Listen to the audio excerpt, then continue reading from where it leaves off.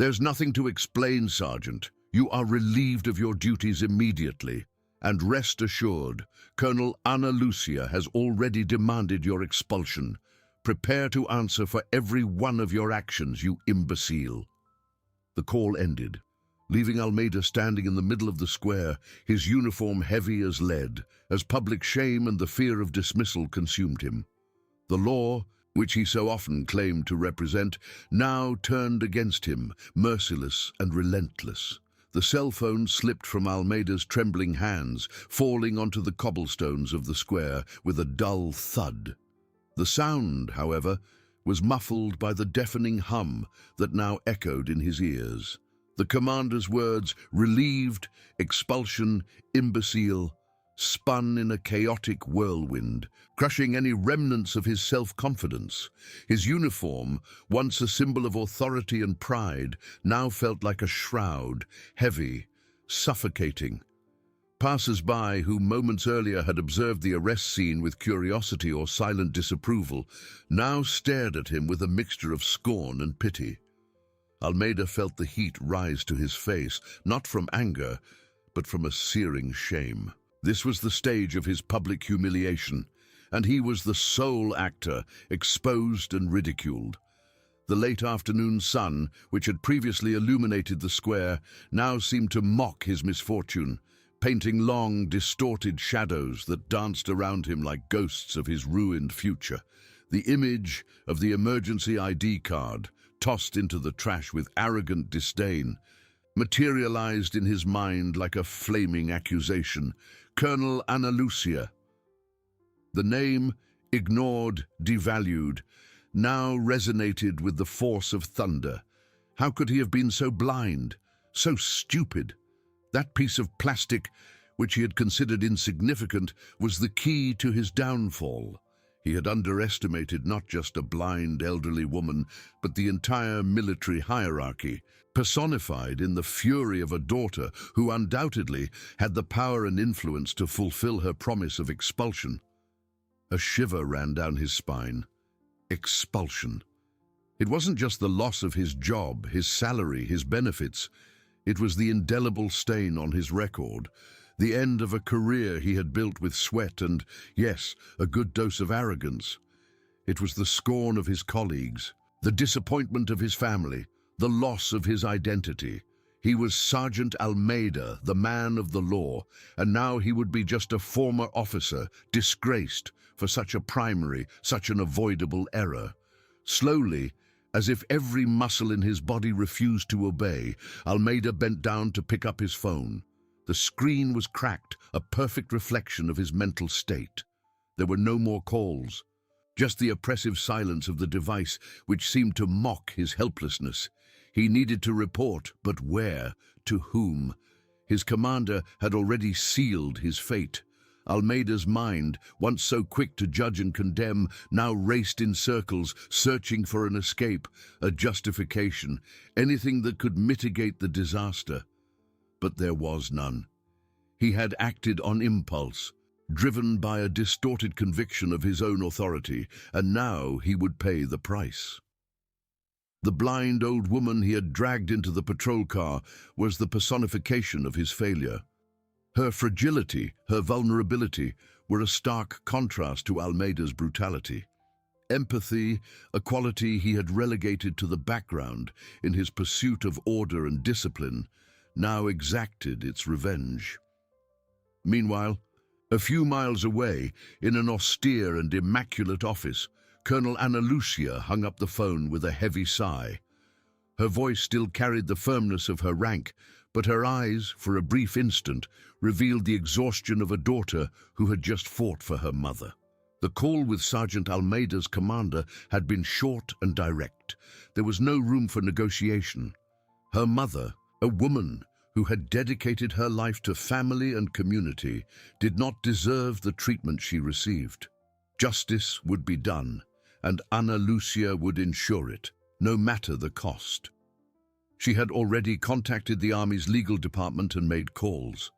The bureaucratic and disciplinary machine was now in motion, and its target was Sergeant Almeida. Back in the square, Almeida finally managed to move. Each step was a burden, each gaze a stab. He didn't know where to go, but he knew his world had collapsed.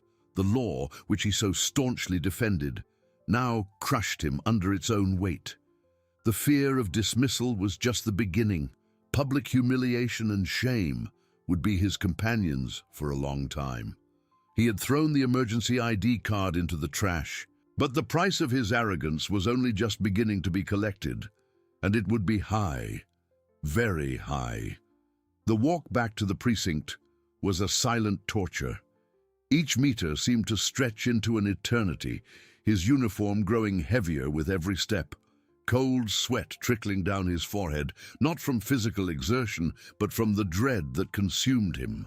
The gazes of the few pedestrians who crossed his path were like needles, piercing his already fragile armor of pride.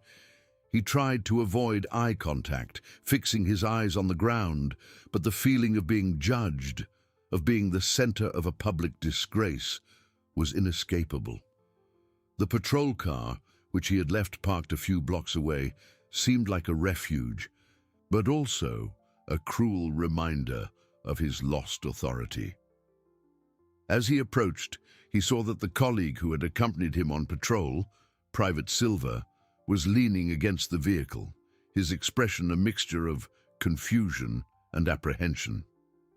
"Sergeant, what happened?" "The commander called, said you're to report immediately, and that I should take Ms. Maria back home."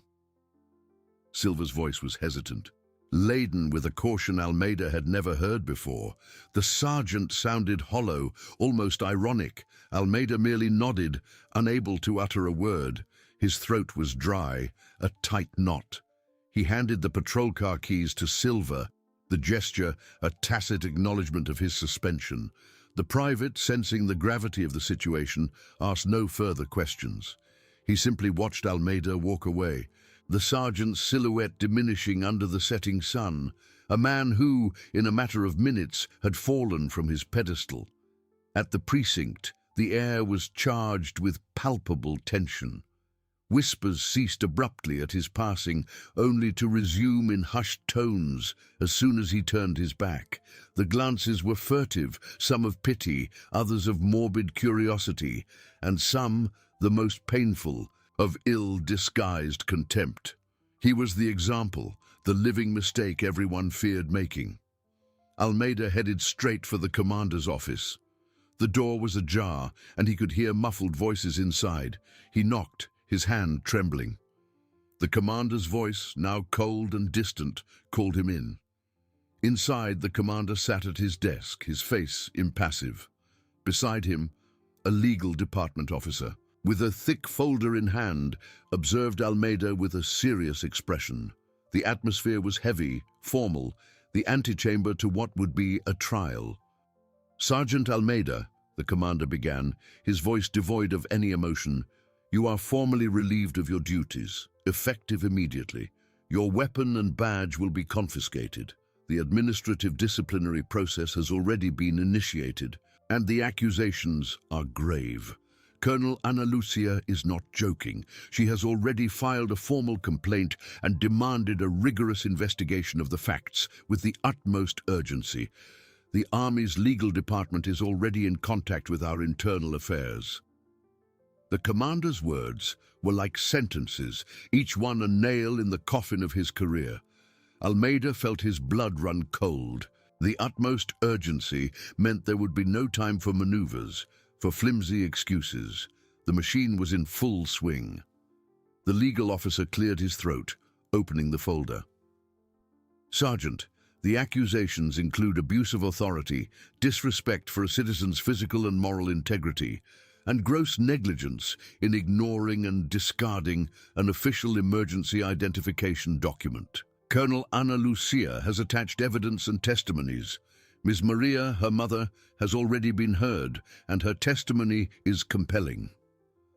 Almeida tried to speak, but the words died in his throat. Evidence? Testimonies? He had acted in the heat of the moment, driven by his own arrogance, and now every one of his actions was being dissected, analyzed, turned into ammunition against him. The image of the emergency ID card thrown into the trash came back to haunt him. A piece of plastic, a gesture of disdain, and now it was the irrefutable proof of his ruin.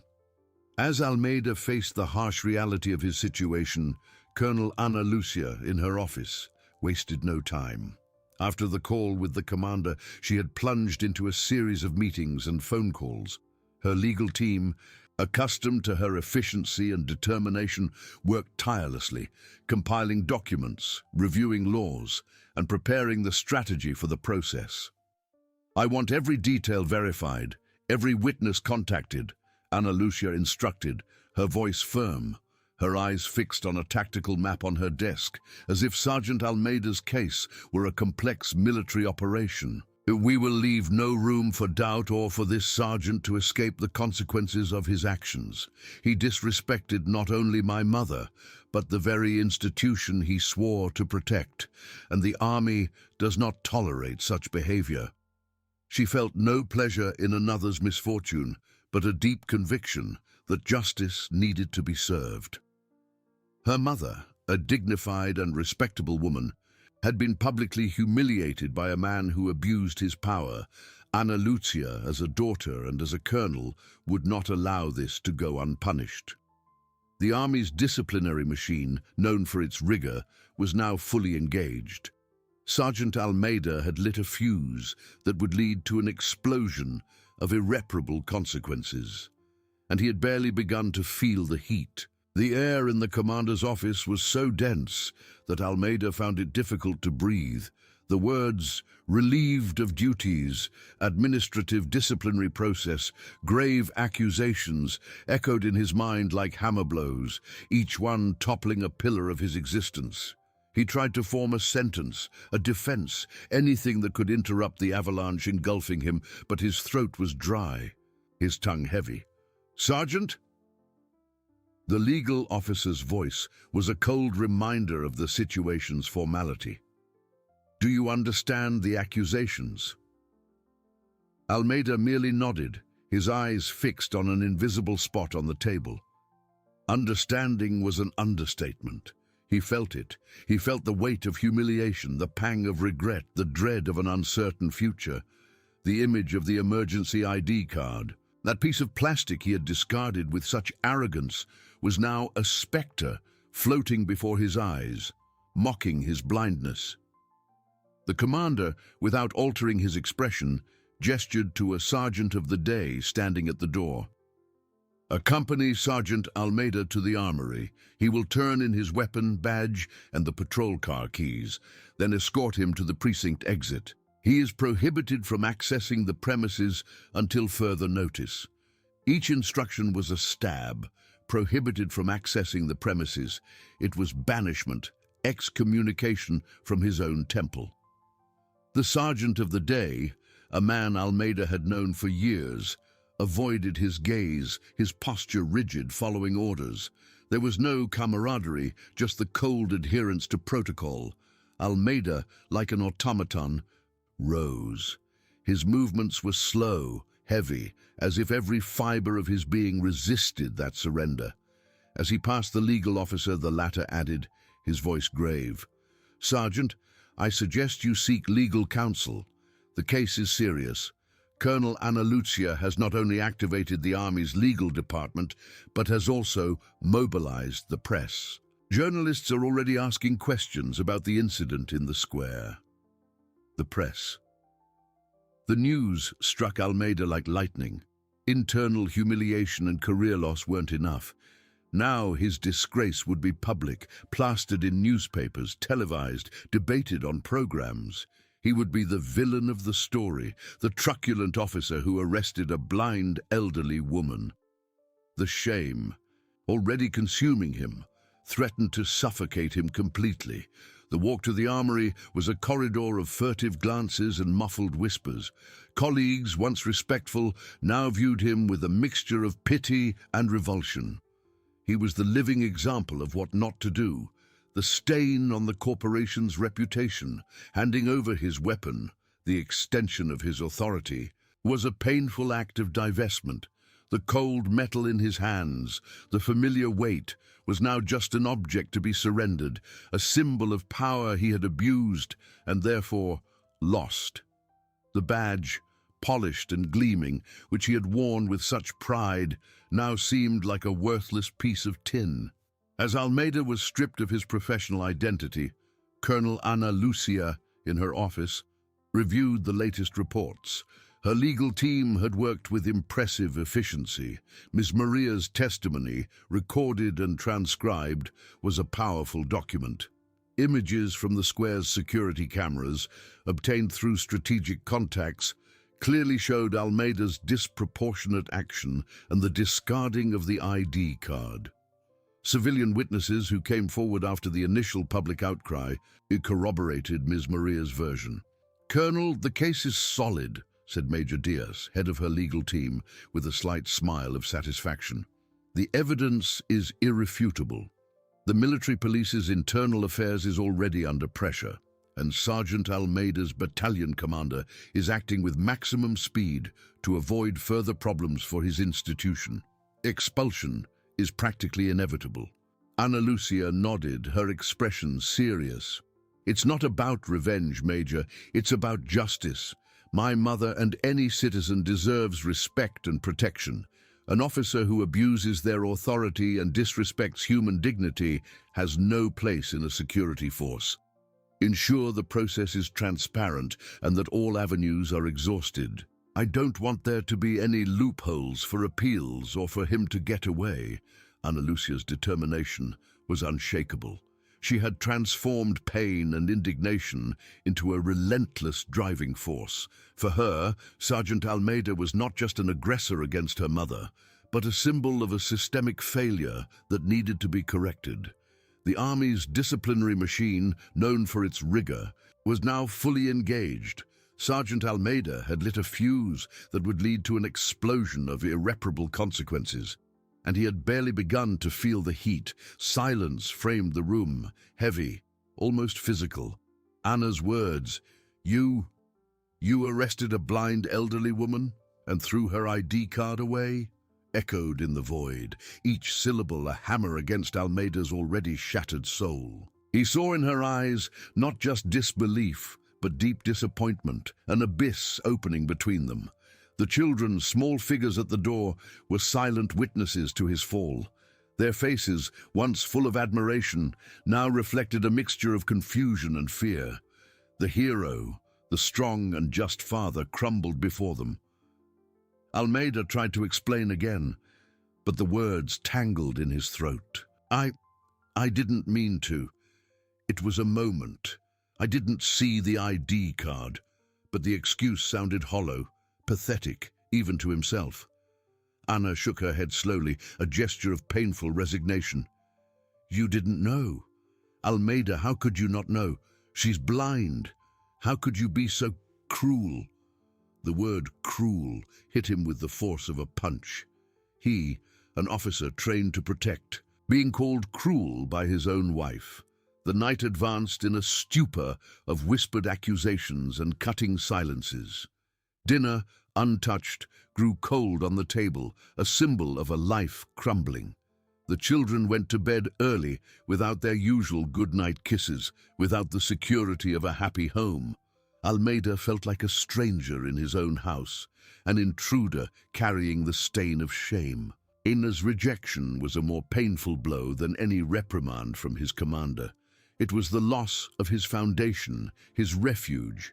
The children, seeing their mother in tears, began to cry softly, hugging each other. The home, once a safe harbor, had transformed into a minefield of grievances and accusations. He spent the hours awake, the silence of the house broken only by his wife's muffled sobs and the echo of Colonel Ana Lucia's words in his mind, demanding expulsion. The image of the emergency ID card, that insignificant piece of plastic he had thrown in the trash with such arrogance, was now a ghost haunting him, a symbol of his self-inflicted ruin. At dawn, the sun seemed crueler, exposing the disorder of his life. Breakfast was a silent and painful ritual.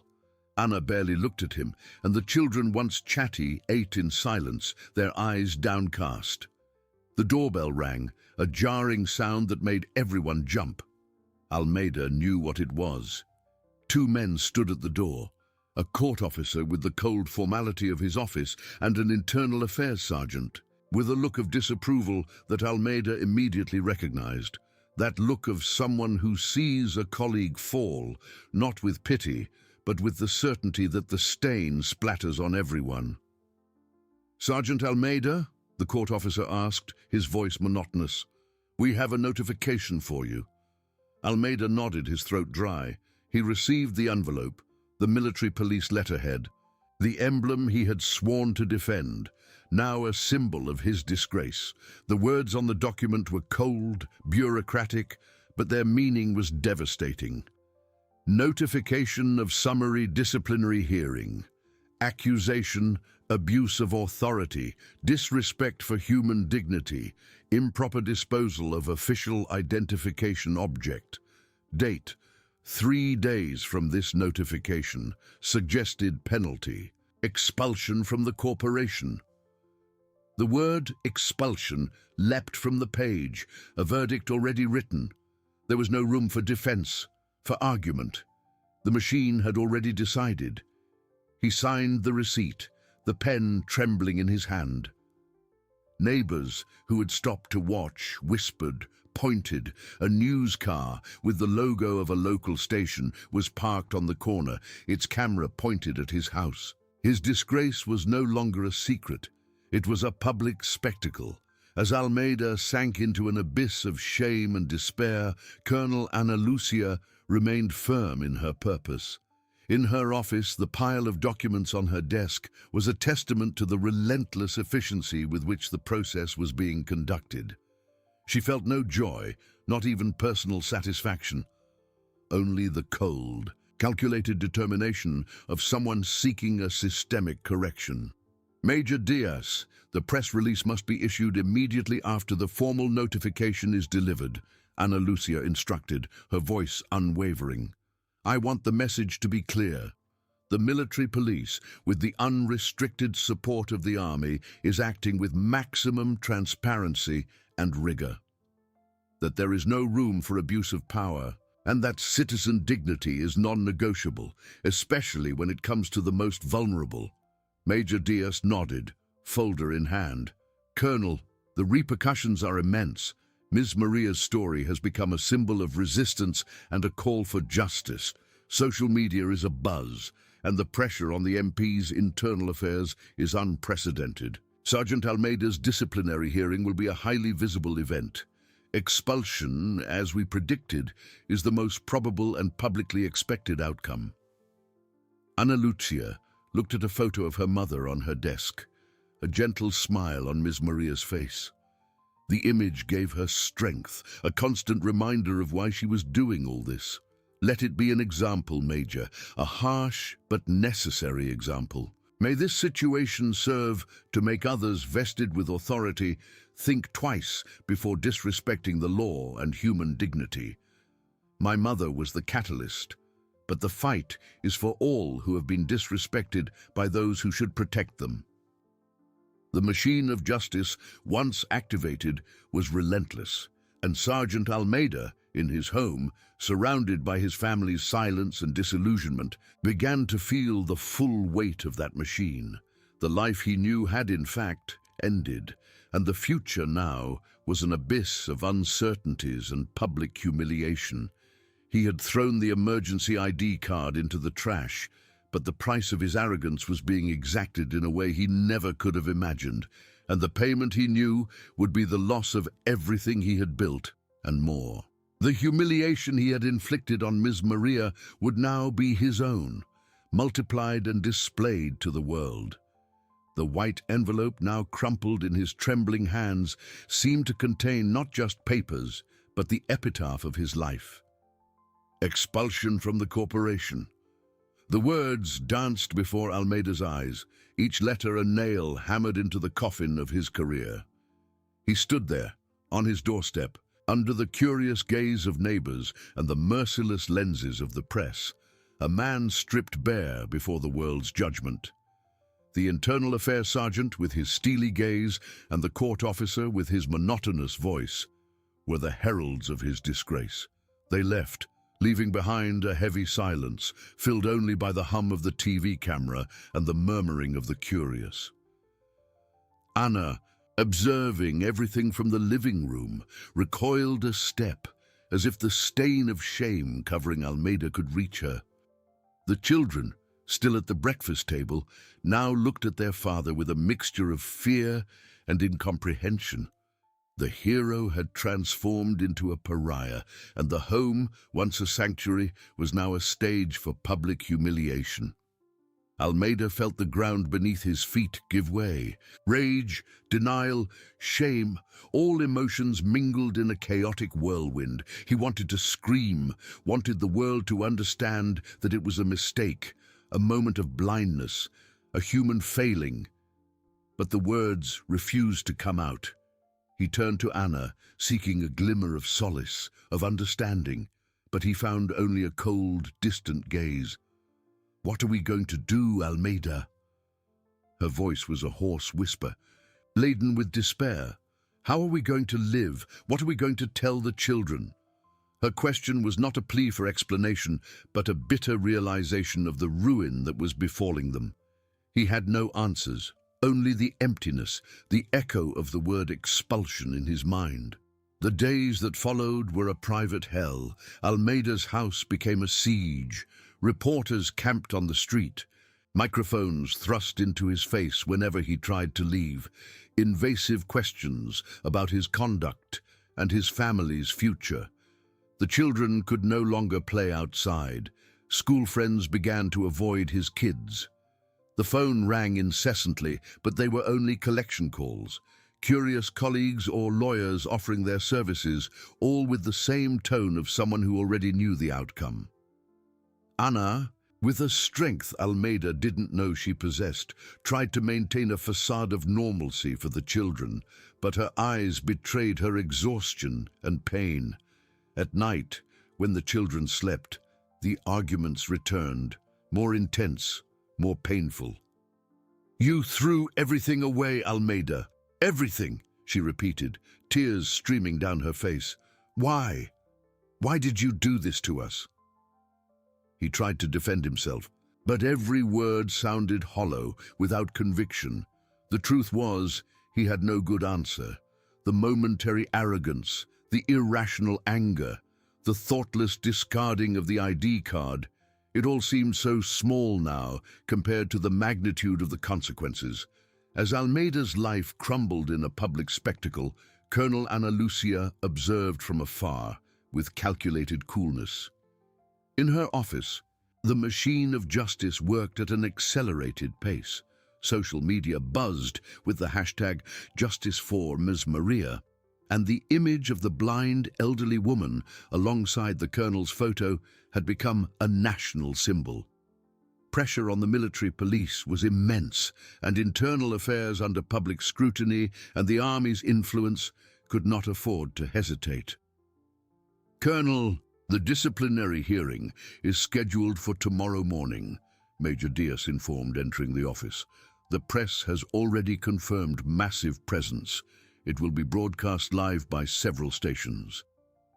Ana Lucia nodded, without looking away from the computer screen where she was reviewing the latest reports. "Excellent, Major. Ensure all cameras have access. Let the process be transparent and exemplary. We don't want to leave any room for doubt about the institution's seriousness in dealing with abuses." She felt no pleasure in another's misfortune. There was a silent, almost imperceptible sadness for the life of a man who would be destroyed. But this sadness was quickly supplanted by the conviction that it was a necessary price to pay. Not just for her mother, but for all the Ms. Marias who had been silenced and disrespected. The image of her mother with her gentle smile was a constant reminder that justice was not just a word, but an action, a duty. Major Diaz hesitated for a moment. Colonel, there are rumors that Sergeant Almeida's defense will try to claim stress, work overload, perhaps even a momentary lapse of sanity. Ana Lucia raised an eyebrow, a cold glint in her eyes. Let them try, Major, but the evidence is clear. The emergency ID card was deliberately discarded. My mother's blindness was visible. There is no excuse for cruelty and abuse of power. Responsibility is individual, and the consequences will be equally individual. She stood up, walking to the window, observing the sleeping city. Dawn would bring not only a new day, but the resolution of a drama that had exposed the fissures between power and vulnerability. Almeida, in his home, was likely spending his last night as a member of the corporation he once swore to protect. The humiliation he had inflicted on Ms. Maria would now be his own, multiplied and displayed to the world. The price of his arrogance, he knew, would be the loss of everything he had built, and more. The future was an abyss, and he was about to fall into it without a safety net, without the dignity he once thought he possessed. The machine of justice, relentless and cold, was ready to deliver its final verdict. The night before the disciplinary hearing was a purgatory for Almeida.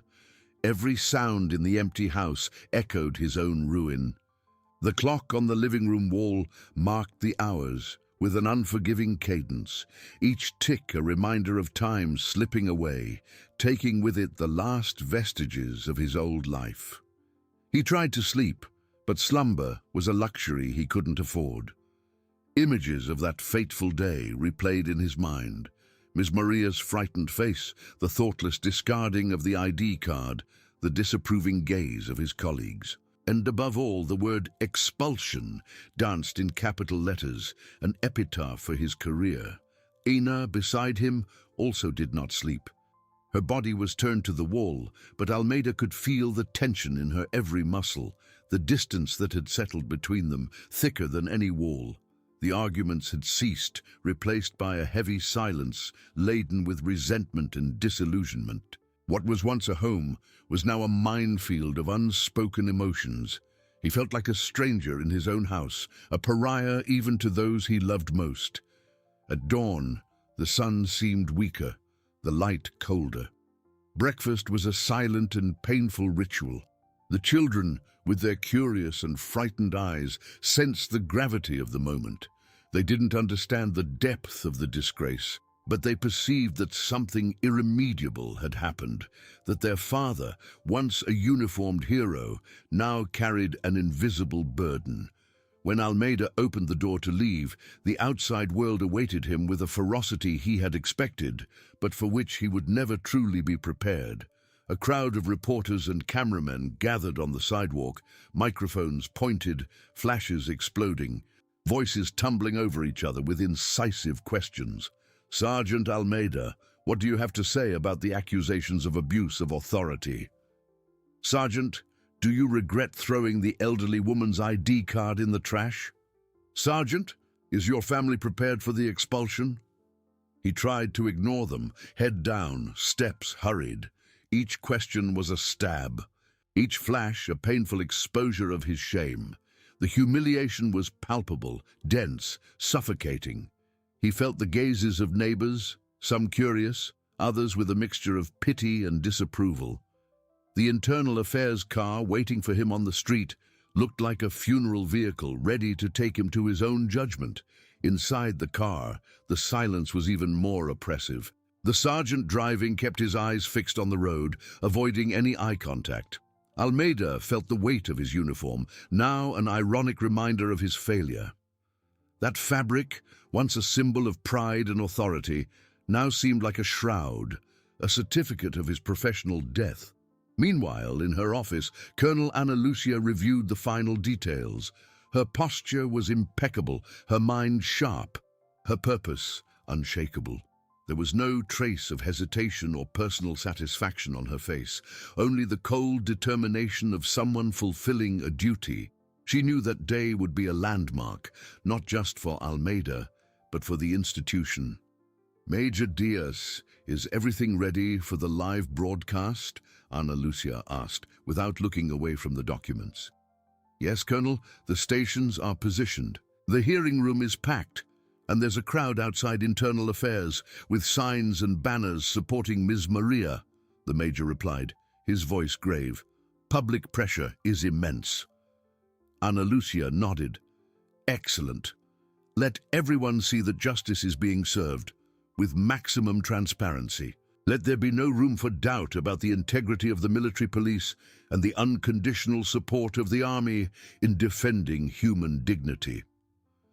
She paused, her eyes fixed on a distant point.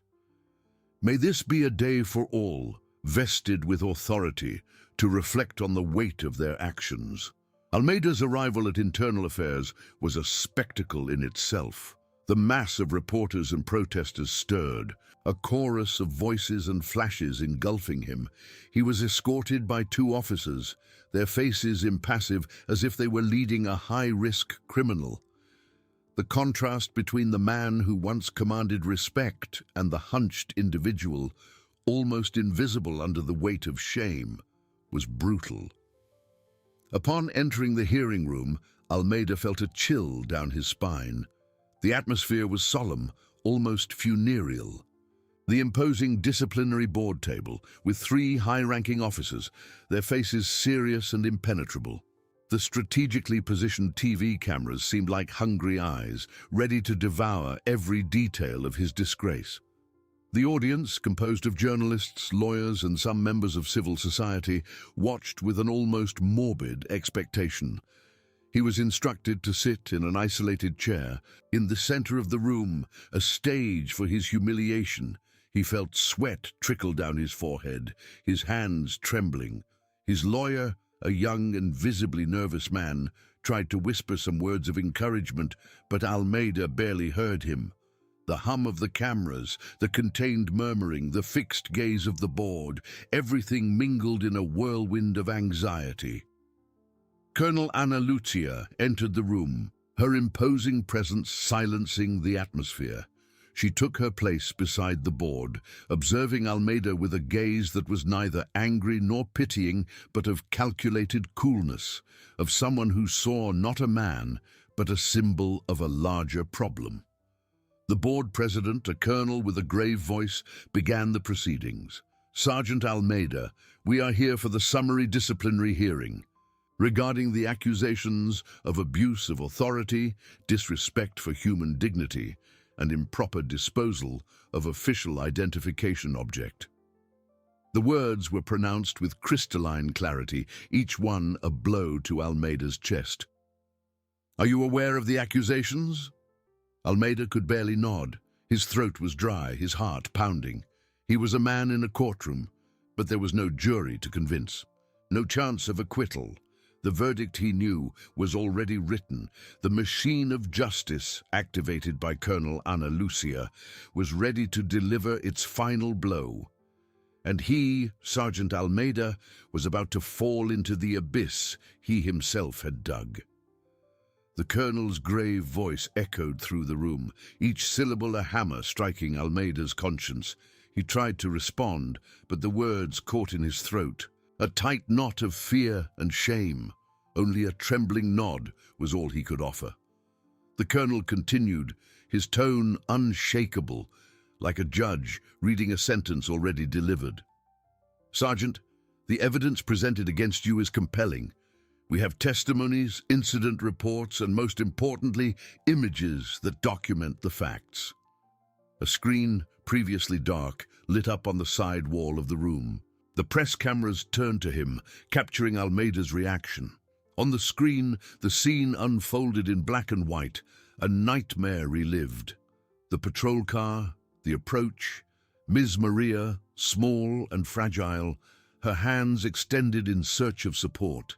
And then, he himself, in a moment of blind arrogance, taking the identification card and with a disdainful gesture, throwing it into the trash.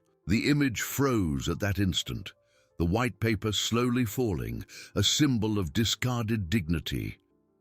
A murmur ran through the audience, followed by a heavy silence. Almeida felt his blood run cold.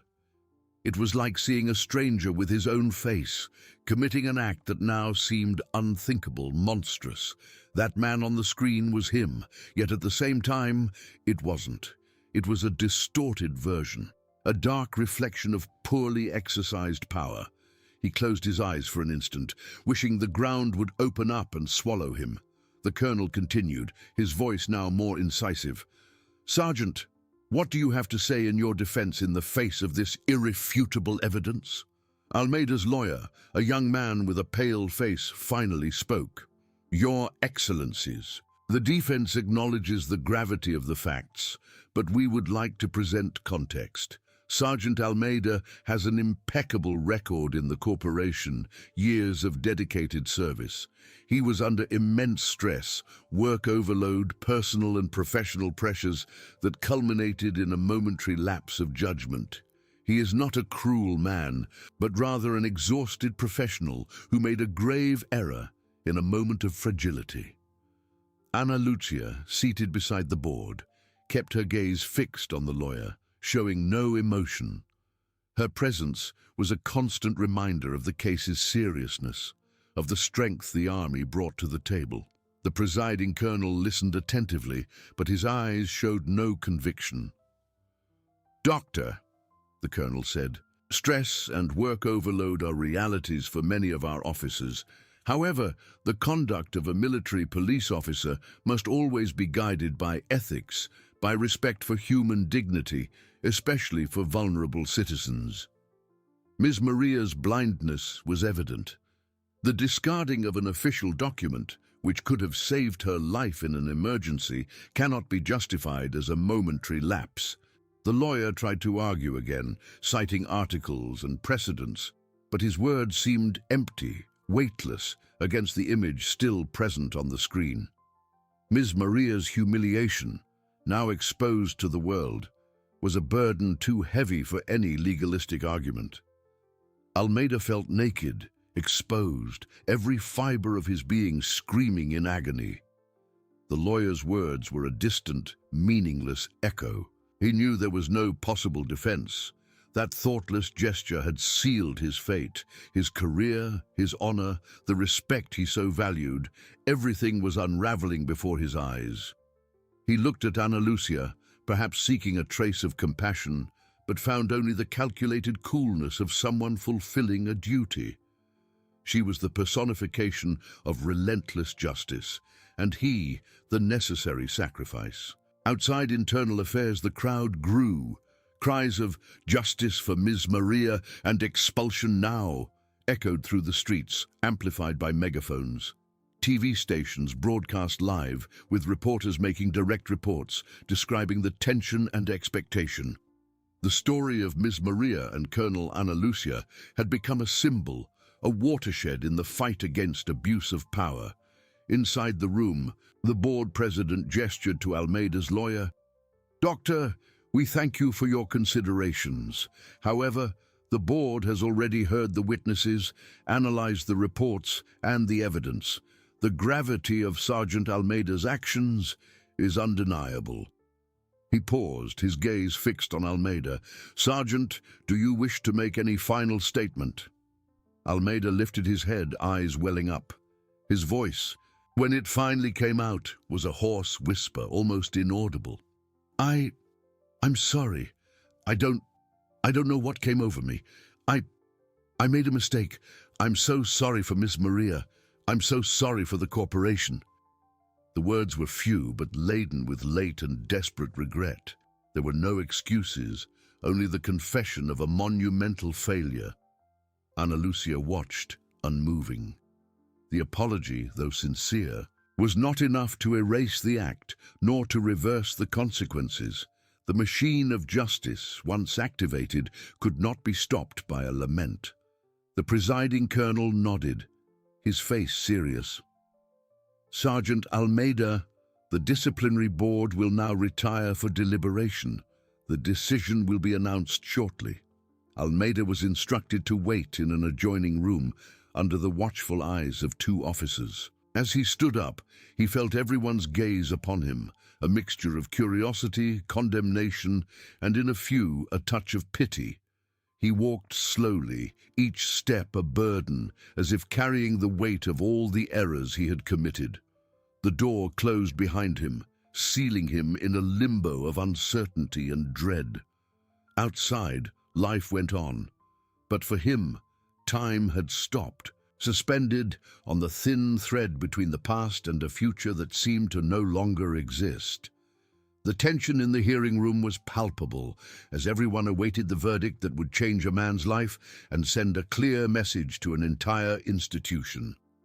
In the adjoining room, Sergeant Almeida was huddled, his body heavy, his mind in a whirlwind. Each tick-tock of the clock on the wall seemed like a hammer striking his head, counting the seconds to the end of everything.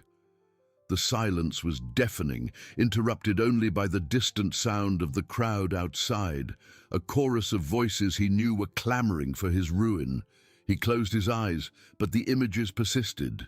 Ms. Maria, the ID card flying into the trash, Colonel Ana Lucia's cold gaze. That man on the screen, with his face, was a stranger he didn't recognize, a monster of arrogance and disregard. How could he? How did he allow rage, exhaustion, and arrogance to take over so completely? Regret was a sharp blade, cutting deep into his soul. He had built a career with sweat and sacrifice, years of dedication, of service to society, all to be undone in a single, thoughtless act. Shame was a heavy, suffocating cloak. In the main hearing room, the tension was almost unbearable. The cameras were still on, capturing every breath, every movement.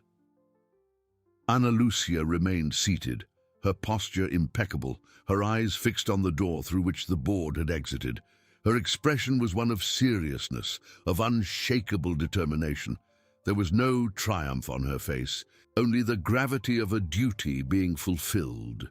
She knew that moment was not just about Almeida, but about a larger message, a clear warning that authority was not a free pass for arbitrariness, and that human dignity, especially of the most vulnerable, would always be defended. Journalists whispered among themselves, speculating about the verdict, while lawyers and members of civil society watched with an almost palpable expectation. The Major, beside Ana Lucia, remained silent, but the concern in his gaze was evident. That day's decision would echo throughout the entire corporation. Time dragged on, each minute an eternity. Finally, the door opened. The three colonels of the disciplinary board returned, their faces even more serious, the solemnity of their steps filling the room. Absolute silence fell over the chamber. Cameras adjusted, flashes fired. The board president, the colonel with the grave voice, took his central seat. He gestured for Almeida to be brought back. The sergeant entered, escorted, his body hunched, his eyes swollen and red. He seemed to have aged years in just a few minutes. He sat down again in the isolated chair, a target for all eyes. The presiding colonel cleared his throat, and his voice echoed through the room, clear and incisive, devoid of emotion. Sergeant Almeida, the disciplinary board, after a thorough analysis of all evidence, testimonies, and defense considerations, has reached a unanimous decision. With each word, Almeida's heart seemed to stop. He felt cold sweat run down his back, his throat dry as a desert. The facts presented, especially the irrefutable images of the discarding of an official identification document belonging to a blind elderly citizen, constitute a grave and unacceptable violation of the ethical and moral principles governing the conduct of a military police officer. Ana Lucia observed Almeida, and for a brief instant, a flicker of something that could be sadness crossed her eyes, but it was quickly replaced by firmness. It wasn't personal, it was institutional. It was for Ms. Maria, for the memory of her mother, and for all the other Ms. Marias who could be victims of such neglect. The colonel continued, his voice now firmer, like a final blow. Given the gravity of the acts, the public repercussions, and the need to preserve the integrity and trust of the state military police with society, this disciplinary board unanimously decides on the expulsion of Sergeant Almeida from the ranks of the state military police. The word expulsion resonated in the room like thunder. Almeida felt the ground vanish beneath his feet. A muffled cry escaped his throat, but it was inaudible. He desabou na cadeira, his hands covering his face, his body trembling uncontrollably. Tears, which he had tried to hold back, streamed down without control. His career, his life, his identity, all undone in an instant. The lawyer, pale, tried to approach, but Almeida was in his own private hell. Outside Internal Affairs, the news spread like wildfire. The crowd's shouts turned into a roar of approval. Justice! Justice for Ms. Maria! TV stations, live, broadcast the reaction, reporters barely able to contain their emotion. The story, which began with an act of cruelty, ended with a verdict that promised to be a landmark. Ana Lucia rose slowly, her expression serious, but with a glint of resolution in her eyes. She had not sought revenge, but justice, and justice, finally, had been served. The cost was high, but the message was clear. No one was above the law, and human dignity was a non-negotiable value. She exchanged a brief glance with the major, who nodded, understanding the weight of that moment. Almeida was removed from the room, still in shock, his face disfigured by tears and shame. He was no longer Sergeant Almeida, the respected officer. He was just a man, stripped of his uniform, his honor, his future. The door of Internal Affairs opened and he was led out, no longer as an officer, but as an example of what not to be. The crowd saw him, and the silence that followed was even heavier than the shouts, a silence of condemnation and victory. The machine of justice had operated, and its final blow had been delivered, not just to one man, but as a warning to all. The silence that followed Almeida's condemnation was not one of peace, but of suffocating weight. It was the sound of justice being delivered, an echo that would reverberate far beyond the walls of Internal Affairs. Almeida, stripped of his uniform, of his identity, was now just a broken man, dragged out of a nightmare he himself had created. His eyes, once full of arrogance, now reflected a desperate emptiness as the daylight struck him like a blow. The crowd, previously noisy, watched him in an almost reverent silence, a mixture of satisfaction and a strange melancholy. There were no more shouts of anger, only the recognition of a sealed fate. He was pushed into an unmarked car, camera flashes exploding around him like macabre fireworks, each one capturing the image of his downfall. The door closed, isolating him from the outside world, but not from himself. Inside, in the darkness of the vehicle, Sergeant Almeida died, and a new man marked by shame and regret was born to face an uncertain future, without the shield of the corporation he had dishonored. His life, as he knew it, had ended. Inside the hearing room, Colonel Ana Lucia remained standing for a moment, observing the door through which Almeida had been led. There was no euphoria, not even a smile of satisfaction. Only the gravity of a duty fulfilled, the bitter feeling that for justice to prevail, a man had to be destroyed. She knew the victory was necessary, not just for her mother, but for the integrity of an institution that swore to protect citizens. That verdict was a brutal reminder that power without responsibility was a dangerous weapon.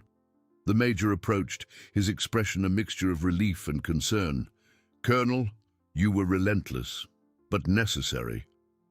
Ana Lucia nodded without looking away from the door. "The law must be equal for all, Major, especially for those who represent it. My mother was just one victim, but it could have been anyone. The system needs to correct itself, and sometimes that requires painful sacrifices." She turned, her gaze sweeping the room, which was now beginning to empty. Journalists rushed to transmit the latest news. Lawyers gathered their papers. The intensity of the moment began to dissipate, leaving behind only the cold reality of the facts.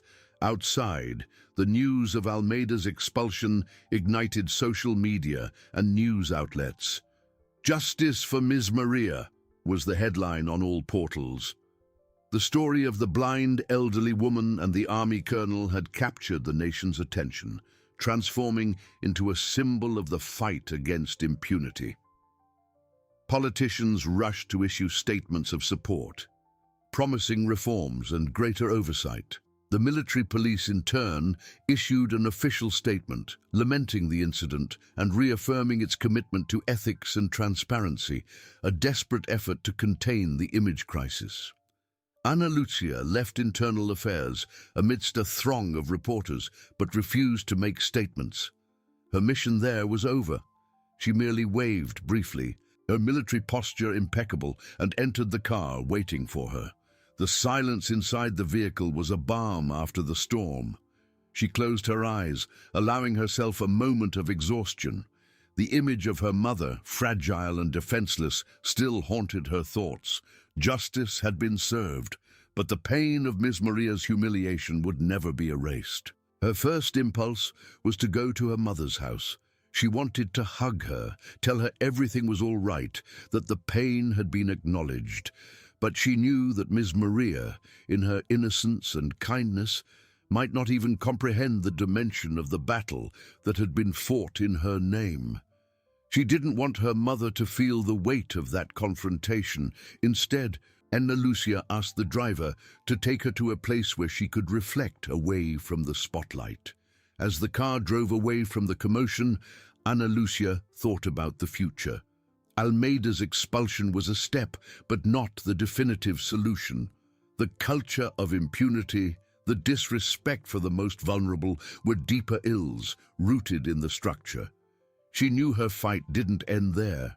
The visibility her mother's case had gained was an opportunity, a platform to demand real changes, to ensure that other Ms. Marias wouldn't have to go through the same. The tension hadn't diminished. It had merely transformed from a personal battle to a larger war for principles. Night fell, and the city lights began to twinkle, painting a scene of contrasts. Somewhere, Almeida faced the darkness of his own abyss, shame and despair consuming him. Elsewhere, Ana Lucia, the relentless colonel, felt the weight of responsibility, knowing that today's victory was merely the prelude to even greater challenges. Ms. Maria's story had exposed an open wound in society, and now all eyes were on how that wound would be healed. The message had been sent, clear and resounding. Human dignity was non-negotiable, and justice, though sometimes delayed, would always find its way. The impact of that day would reverberate for a long time, a somber reminder that power without empathy is a destructive force, and that true strength lies in the ability to protect the weakest. The battle had been won, but the war for change was only just beginning. In the dark of the unmarked car, Almeida felt the world shrink around him. The silence, once a refuge, was now a hammer striking his mind, echoing the word expelled. He was no longer sergeant. He was just Almeida, a man stripped of his uniform, his honor, of everything that defined his existence. Tears dried on his face, leaving salty trails that stung like open wounds. Shame was a heavy, suffocating cloak that prevented him from breathing. He tried to look outside, but the city lights seemed to mock his disgrace, each gleam a reminder of the future he had lost.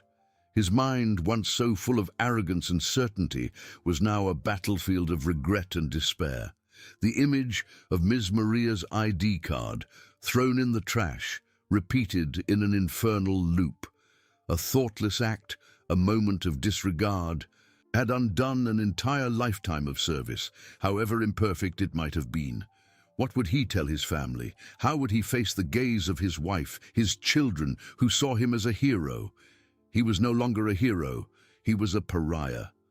The car door opened, and he was pushed into an unknown place, a regular police station, where he would be administratively processed for definitive discharge. The shock still held him in a state of stupor, but reality, cold and relentless, began to seep in. Meanwhile, Ana Lucia, in the relative comfort of her own vehicle, felt the weight of victory. It was not a sweet victory, but a necessary one. The image of Almeida, broken and humiliated, brought her no satisfaction, but confirmation that justice at times demands painful sacrifices. She knew that the sergeant's expulsion was only the first step, a symbol, but not the solution to the deeper illness afflicting the institution and society. Impunity, abuse of power, disregard for the most vulnerable, these were the true enemies. The car took her to a more discreet location, an army operations center where she could work without media interference. The major was already waiting for her, his expression grave, but with a glint of admiration in his eyes. "Colonel, the repercussions are immense. The country is in an uproar. It's a unique opportunity." Ana Lucia nodded, taking off her cap and massaging her temples. "An opportunity, Major, but also a burden. All eyes are on us. We need to act with wisdom and strategy. Almeida's expulsion is a warning, but real change demands more than a single verdict." She gestured for him to sit. "My mother was the victim. But how many other Ms. Marias are out there? How many cases of neglect, of abuse, that never reach the spotlight? We cannot allow this moment to be just a fleeting catharsis. We need to transform this indignation into concrete action." The major opened a folder, revealing a series of documents and reports. "We are already receiving proposals from various sectors. NGOs, human rights groups, even some politicians are speaking out. There is a clamor for reforms in police training, for more effective reporting channels, and for a review of disciplinary processes." Ana Lucia picked up one of the reports, her eyes scanning the lines with calculated intensity. "Excellent. We need to channel this energy. My proposal is to create an interinstitutional working group with representatives from civil society, the public prosecutor's office, the armed forces, and, yes, the military police itself. Not to punish, but to reform, to educate, to ensure that empathy and respect are non-negotiable pillars of police conduct." She stood up, her posture impeccable, her voice firm and full of conviction. "The visibility of my mother's case has given us a voice, and we will use it, not just to ensure that the law is upheld, but to change the culture so that every officer understands that the uniform is a symbol of protection, not arbitrary power, that every citizen, regardless of their condition, deserves to be treated with dignity." Outside, the city buzzed with the news. Debates on social media and TV programs extended into the early hours. The story of Ms. Maria and Colonel Ana Lucia had become a watershed, a catalyst for a national discussion on public safety and human rights. The military police, under intense pressure, already announced the creation of new training programs and the revision of its protocols for assisting the elderly and people with disabilities. Almeida, in his provisional cell, heard the distant echoes of this agitation. For him, the world had collapsed. For Ana Lucia, the world was just beginning to change. The battle for justice had been won, but the war for human dignity, for the reform of a system, was only in its prelude. The tension hadn't diminished. It had expanded from a personal confrontation to a collective challenge. A reminder that true strength lies not in authority, but in the ability to defend the most vulnerable. And Ana Lucia was ready to lead this new front. Dawn advanced, but for Ana Lucia, rest was an unattainable luxury. In the operations center, the meeting room, once a stage for military strategies, now transformed into the headquarters of a new war. The major, beside her, observed her with a mixture of respect and apprehension. The colonel was not just planning an operation. She was orchestrating a silent revolution. The working group needs to be formed urgently, Major, Ana Lucia instructed, her fingers tracing imaginary lines on a tactical map on the table. We need influential voices, but also voices that represent the most marginalized. NGOs, human rights defenders, community representatives, and yes, elements from the military police itself who genuinely yearn for change. The Major nodded, typing quickly on his tablet. We've already made initial contacts. The receptiveness is surprising, Colonel. Ms. Maria's case has opened doors that once seemed insurmountable. But there's also resistance. Some sectors of the MP view this as external intervention, an affront to their autonomy. Ana Lucia lifted her gaze, her expression unshakable. Expected. No significant change happens without friction. Our goal is not to punish the institution, but to strengthen it, to show that true strength lies in the capacity for self-criticism and adaptation. We need a clear communication plan that emphasizes partnership, not confrontation. She approached the map, pointing to different regions of the country. Training, service protocols, reporting channels, everything needs to be reviewed. A mere handbook isn't enough. We need to instill a culture of empathy, practical training, simulations, workshops with the participation of the elderly, people with disabilities, to make every officer feel firsthand the vulnerability they swore to protect. As Ana Lucia traced the contours of this new battle in a cold, damp cell, Almeida faced his own darkness. The initial shock had given way to a dull rage, a corrosive resentment he couldn't understand. One mistake, a single mistake, and his life had been undone. His uniform, which for so many years had been his second skin, was now just a distant memory, a ghost haunting him. The other detainees, with their stories of crimes and transgressions, looked at him with curiosity, some with contempt, others with a strange solidarity. Another one who fell, one of them murmured, and the phrase echoed in Almeida's mind, hammering his already fragile sanity. He wasn't a common criminal. He was an officer, or at least he had been. The image of Ms. Maria, with her opaque eyes and outstretched hand, repeated in his mind, but now with disturbing clarity. He had seen her as an inconvenience, an obstacle, never as a person, never as a mother, a grandmother. The ID card thrown in the trash now seemed like a symbol of his own blindness, of his inability to see humanity in another. Regret, once a distant whisper, began to scream in his head, mixing with shame and despair. Outside the police station, the city's hum continued, but for Almeida, the world had fallen silent. The news that reached him, filtered by the guards, spoke of reforms, new programs, of the Justice Colonel. He was the sacrifice, the scapegoat for a change he never imagined could be so brutally personal. For Ana Lucia, the battle was just beginning. The first meeting of the working group was scheduled for 2 days hence. The list of participants was impressive. A renowned judge, a public prosecutor known for her integrity, community leaders like Ms. Jurema, a matriarchal figure from a favela notorious for police violence, sat beside representatives of the Brazilian Bar Association, whose impeccable suits contrasted with the simplicity of their attire.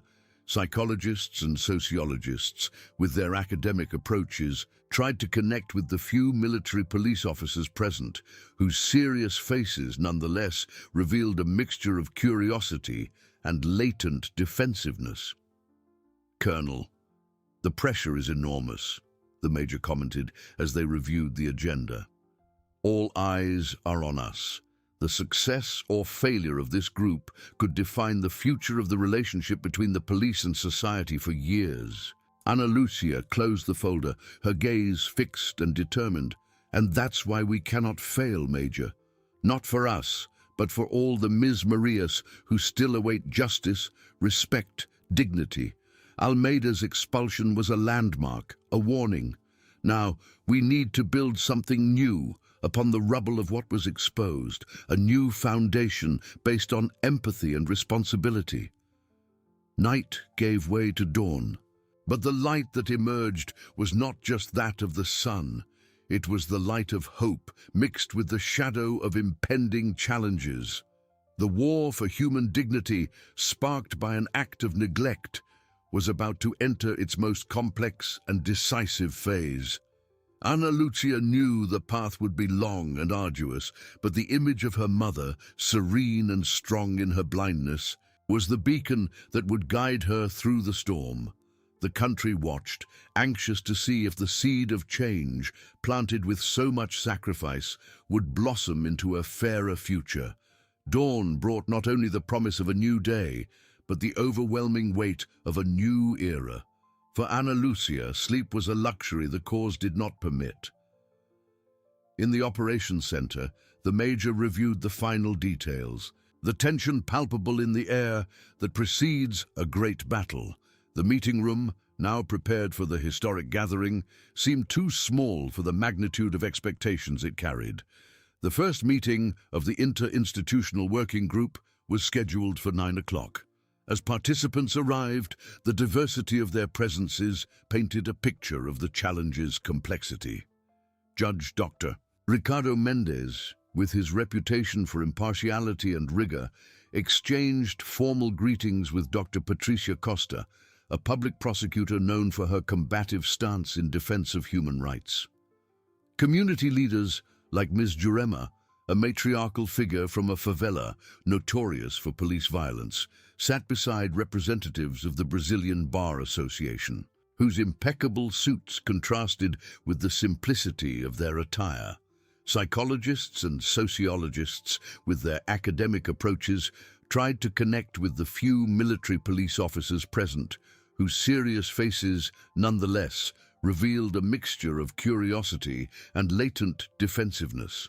Ana Lucia observed the scene from the head of the table, her posture erect, her uniform impeccable, a symbol of authority that now needed to be translated into a bridge. She felt the weight of every gaze, every expectation. Almeida's expulsion had been a lightning bolt, a warning. Now, a new edifice needed to be built on the shaken ground. "Good morning, everyone," she began, her voice firm, yet with a tone that invited collaboration, not imposition. "I thank each of you for your presence at this crucial moment. We are not here to point fingers or to relive the wounds that brought us here. We are here to heal, to build, to ensure that what happened to my mother, Ms. Maria, never happens again to any other citizen in this country." A heavy silence filled the room. The direct mention of her mother, the victim who catalyzed everything, humanized the discussion, taking it from the abstract realm of politics and bringing it to the reality of pain and injustice. "This group," Ana Lucia continued, sweeping her penetrating gaze across the faces, "has the mission to reform, to re-educate, to redefine the relationship between the police force and the society it swore to protect. It will not be easy. There will be resistance. There will be heated debates, but I ask everyone to keep the greater objective in mind: human dignity, empathy, unconditional respect for every individual, regardless of their social, economic, or physical condition." Dr. Patricia Costa, the prosecutor, was the first to speak. "Colonel, the intention is noble, but we need to be realistic. The culture of impunity and abuse is deep-seated. Many within the corporation itself view this movement as a witch hunt, a demoralization. How will we overcome this barrier?" Ana Lucia nodded. "With transparency, Dr. Costa, with data, with the active participation of officers who yearn for a fairer and more respected corporation, and above all, with concrete results. We need a clear action plan, with measurable goals. We don't just want to change laws, we want to change mindsets." Colonel Silva, one of the MP officers present, cleared his throat. "Colonel, we understand the need for change, but the police are under constant attack. Our men and women risk their lives daily. We cannot disarm them morally, or public safety will collapse." "It's not about disarming, Colonel Silva," Ana Lucia replied, her voice remaining calm, but with unquestionable authority. "It's about rearming with principles, with training that goes beyond the tactical, that includes emotional intelligence, non-violent communication, humanized service to vulnerable populations. A police officer's true strength lies not just in their weaponry, but in the trust they inspire in the community." The discussion ignited. Proposals began to emerge, some ambitious, others more pragmatic. The creation of an independent reporting channel, the revision of police academy curricula, the implementation of psychological support programs for officers, previously non-existent, began to take shape, recognizing the emotional toll of the profession. The establishment of more rigorous internal audits. Ana Lucia listened attentively, mediating the debates, ensuring all voices were heard, but always directing the focus toward action. Meanwhile, a few miles away, in the cold, noisy cell, Almeida was an involuntary spectator to the storm he had unleashed. The fragments of news that reached him, distorted and incomplete, painted a picture of a country in turmoil. Police reform, working group, Colonel Ana Lucia. His name, once associated with the uniform and authority, was now whispered as a synonym for shame, the catalyst for a change he never could have foreseen. The initial rage had emptied, replaced by an existential void. He saw images of Ms. Maria in his nightmares, no longer as an inconvenience, but as a mirror of his own failure. The emergency ID card, thrown in the trash, was a constant echo of his negligence, a reminder that he had discarded not just a document, but a person's humanity. He was no longer Sergeant Almeida, the hero who arrested criminals. He was the man who had humiliated a blind elderly woman, and because of it, the world was turning upside down. In the meeting room, Ana Lucia concluded the first gathering. The participants' faces, once tense, now showed signs of cautious optimism. "This is just the beginning," she declared, her voice laden with unshakable determination. "The path will be long and full of obstacles, but the seed has been planted, and with the commitment of all of us, it will blossom into a future where the uniform will always be a symbol of protection and human dignity, a non-negotiable right." The Major watched, a discreet smile forming on his lips. The Colonel was not just leading a task force, she was inspiring a nation. The war for human dignity had found its most relentless strategist, and perhaps its greatest hope. The country continued to watch, but now the expectation was not just for punishment, but for transformation. The days dragged on in the cell, each heavier than the last for Almeida. The hum of the police station, once a familiar soundtrack, was now a constant reminder of his new reality. He was a stranger in his own world, a pariah among those he once swore to combat. The news, arriving fragmented and distorted by the guards, spoke of a new era, of unprecedented reforms. Colonel Ana Lucia's name was pronounced with reverence by some, with resentment by others, but always with the certainty that she had become an unstoppable force. Almeida spent hours reviewing every detail of that fateful day. The haste, the irritation, the arrogance. The image of Ms. Maria, with her opaque eyes and outstretched hand, was no longer just a memory. It was a ghost haunting him, a mirror of his own blindness. He had thrown the emergency ID card into the trash. But what he truly discarded was the chance to see humanity behind the bureaucracy, dignity behind fragility. Regret was a slow poison, corroding his soul, transforming initial anger into bitter acceptance. He was the sacrifice, the living example of what not to be. His downfall was the foundation upon which Ana Lucia was building a new future. Meanwhile, The working group's meeting room had become a cauldron of ideas and tensions. Weeks turned into months of heated debates, bold proposals, and veiled resistances. Ana Lucia, the Justice Colonel, as the media had dubbed her, navigated this turbulent sea with a mixture of unshakable firmness and strategic patience. She knew that real change wouldn't happen overnight, nor would it be imposed by decree. It needed to be built, brick by brick, in the minds and hearts of every officer, every citizen. The Major, her right-hand man, watched her with admiration. "Colonel, the pressure is immense. Some say we are moving too far, too fast, that we are demoralizing the troops." Ana Lucia closed her eyes for an instant, the image of her mother appearing in her mind. "We are not demoralizing, Major. We are redefining what it means to be an officer. We are raising the standard. True morale does not come from fear, but from respect and trust, and that is earned through actions, not empty words." The working group had advanced on several fronts. Police academy curricula were being revised to include mandatory modules on human rights, social psychology, and service to vulnerable populations. Psychological support programs for officers, previously non-existent, began to be implemented, recognizing the emotional toll of the profession. An independent reporting channel with the participation of civil society members was created, ensuring that the voices of the Ms. Marias could be heard without fear.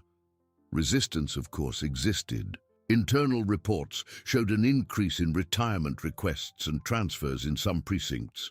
But conversely, stories also emerged of officers who, inspired by the new approach, began to engage in community projects, rebuilding bonds of trust in areas once dominated by fear. The seed of empathy, planted with so much sacrifice, began to germinate in arid soil.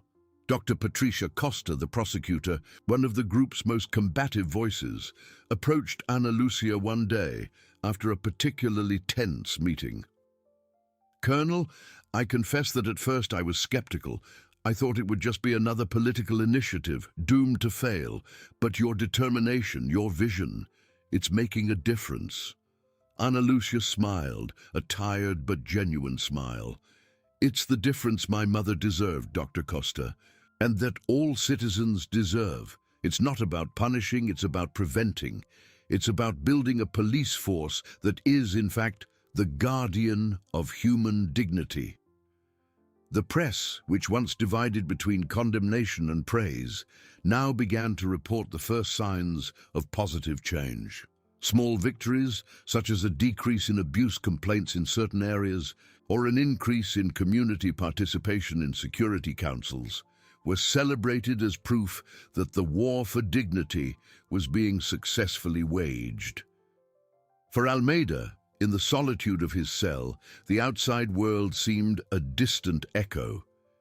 He was no longer Sergeant Almeida, the officer. He was just Almeida, a man stripped of his identity, confronted with the brutal truth of his actions. The emergency ID card, which he had thrown in the trash, had become the symbol of a revolution he, ironically, helped to initiate. He was the price paid, the error that paved the way for correction. His story would be told not as that of a villain, but as that of a catalyst, a reminder of what happens when empathy is lost. Ana Lucia, on a quiet evening, visited her mother. Ms. Maria, serene in her blindness, felt her daughter's presence, the warmth of her hand. "You are changing the world, my daughter," she said, her voice soft but laden with ancestral wisdom. "But remember, true change begins in each person's heart." Ana Lucia nodded, tears veiled in her eyes. The battle was far from over. Reform was a continuous process, a constant vigilance. But the seed had been planted. The light of hope, which had emerged from the darkness of an act of neglect, now shone with greater intensity. The country watched, no longer with anxiety for punishment, but with the expectation of a future where the uniform would forever be a symbol of protection and human dignity, a non-negotiable right defended by all. The era of the Justice Colonel had only just begun, and with it the promise of a fairer tomorrow.